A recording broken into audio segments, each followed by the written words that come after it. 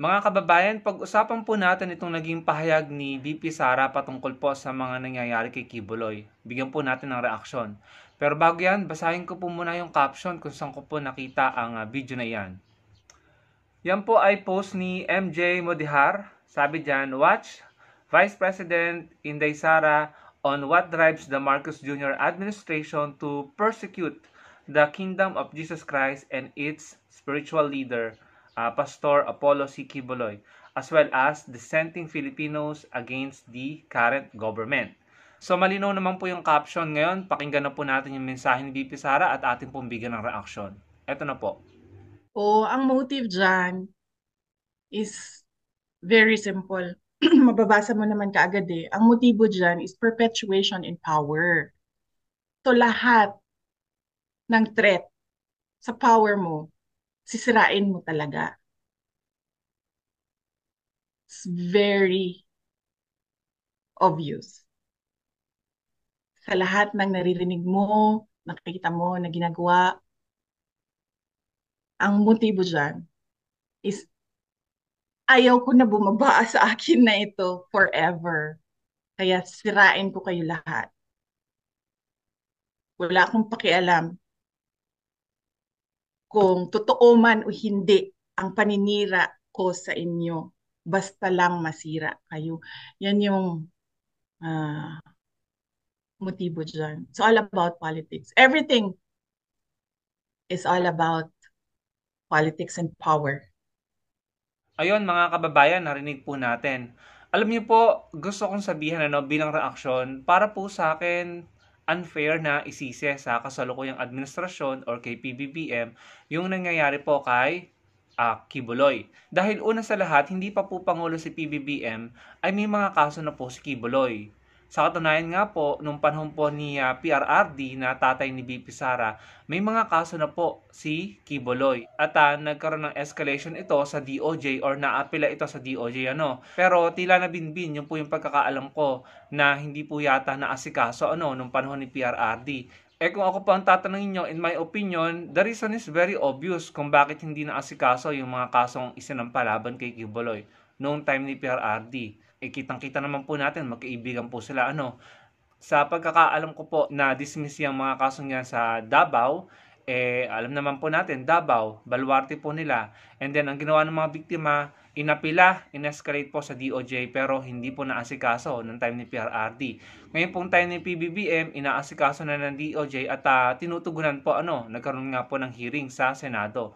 So, para po sa akin, considering na matagal na po yung mga kasong yan na hindi nare-resolve ng DOJ noon, unfair po na isisi sa kasalukuyang administrasyon or kay PBBM kung ano man yung mga pinagdadaanan ni Kibuloy ngayon, no? Dahil again, yung mga kasong yan ay naandyan na, naisampa na, hindi pa pangulo si PBBM. Ganun din po sa Amerika. Ang dami pong kaso ni Kibuloy doon at sabi nga wanted siya ng FBI. Hindi pa rin naman pangulo si Pangulong Marcos noon nung isinampa yung mga kasong yun. 'Di ba? Wanted na siya sa FBI, hindi pa man nakakaupong pangulo si PBBM. So, para sa akin, it's unfair na isisi sa kasalukuyang gobyerno or administrasyon or sa pangulo yung nangyayari kay Kibuloy. Ganun kasimple lang mga kababayan, ganun lang pong kasimple ang reaksyon natin. Ginagawa natin ito para mabigyan kayo ng paliwanag, para hindi lang po side nila ang naririnig kasi baka paniwalaan po yung narrative nila. Kaya tayo po yung nagbibigay ng ating opinion, reaksyon, para marinig nyo po yung side natin. At naniniwala ako na tama naman po yung sinasabi ko. Kung ako nga po ang tatanungin nyo, yung nangyari po kay Senator De Lima noong time ni PRRD, yung po para sa akin ang tinatawag na political persecution or politically motivated na talagang panggigipit. Kasi imagine, almost or more than 7 years nilang pinakulong si Senator De Lima, pero wala silang napatunayan kahit isa sa mga kaso or akusasyon na isinampa nila laban kay Senator De Lima. Lahat yun ay naipanalo ni Senator De Lima. Napatunayan niya na inosente siya. Yun ang para po sa akin ay malinaw na panggigipit mga kababayan. So again, unfair po na sisihan ng kasalukuyang administrasyon dahil uulitin ko po, yung mga kaso ni Kibuloy ay naandyan na bago pa pumasok ang admin ni PBBM. Never ko nga pong narinig na i-badmouth or batikusin sa salita ni Pangulong Marcos Jr. si Kibuloy, no? Unlike noon, si PRRD talagang nagsasalita yan na masasakit na salita laban kay Dilima at sa mga kalaban niya sa politics, no? Alam naman po natin yan pare-pareho. Kayo, mga kababayan, ano pong masasabi nyo sa naging pahayag ni VP Sara? Sumasang-ayon po ba kayo sa mga sinabi niya? Ilagay nyo lang sa comment section. Ngayon, mga kababayan, bago ko tapusin ang video na ito, meron po akong ipaparinig sa inyong audio ni Panelo at meron po akong iiwanang tanong sa inyo na sana'y sagutin nyo sa comment section. Ito po, pakinggan po natin siya. Nung nakaraan, di ba, nagkaroon sila ng 8 kandidato. Yung kaya napansin 8 diretso sa Inidoro. Yun nga nangyari. Kaya yung 6, ganun din naman, kahit pa nga isa, wala akong mangyayari dyan. Bakit kanya? Sapagkat ang taong bayan ay uhaw na uhaw, gutom na gutom sa pagbabalik ng mga Duterte brand kind of leadership. At yun ay may bibigay lamang ng isang Duterte at ang kanyang mga anak na kahalintulad ng kanyang mga paninindigan, katapatan sa pagsisilbi ng taong bayan. Kaya kita mo yung isang kapatid, gaya ng sinabi ko kanina, wala. Ginagamit lahat na publisidad. Talagang butterfly user and opportunist at walang utang na loob. Ito dapat na talagang wag na nating ilagay sa Senado kahit na ano pang halal na posisyon. Sa pagkakaunawa ko po sa sinabi ni Panelo, hinahanap-hanap daw po ng mga Pilipino yung Duterte brand of leadership. Medyo nang asar pa nga po siya dun sa yung 8 diretso daw sa Inidoro. Ano po?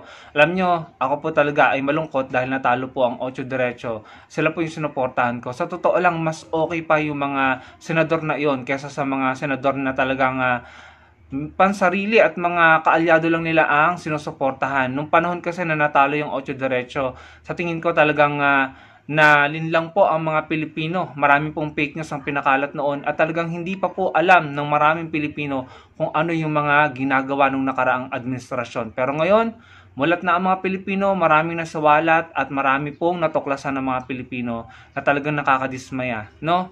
So, okay, siguro confident ka ngayon, Panelo, sa mga sinasabi mo, ano? Pero sa tingin ko, iba na ang nangyayari ngayon dahil marami na pong natuklasan ang mga Pilipino. So ito po yung tanong ko, mga kababayan. Kayo po ba ay naniniwala sa sinabi ni Panelo na hinahanap-hanap ng mga Pilipino, ng taong bayan, ang Duterte brand of leadership? Ilagay niyo lamang po sa comment section below ang inyong pong sagot kung kayo naniniwala sa sinabi niya na hinahanap-hanap ng mga Pilipino ang Duterte brand of leadership. Ako po hindi magbibigay ng opinion dahil ako po magiging bias. Alam niyo naman ang sagot ko. Para po sa akin, hindi. No? No, yung sagot ko. So, ilagay niyo po sa comment section ang inyong pong paliwanag at akin pong babasahin yan isa-isa nang malaman ko kung totoo ba or realidad ba yung sinasabi ni Panelo. Maraming pong salamat sa panonood, mga kababayan. Sana po yung malike niyo ang video natin at magkita-kita po tayo sa susunod kong video. Salamat po.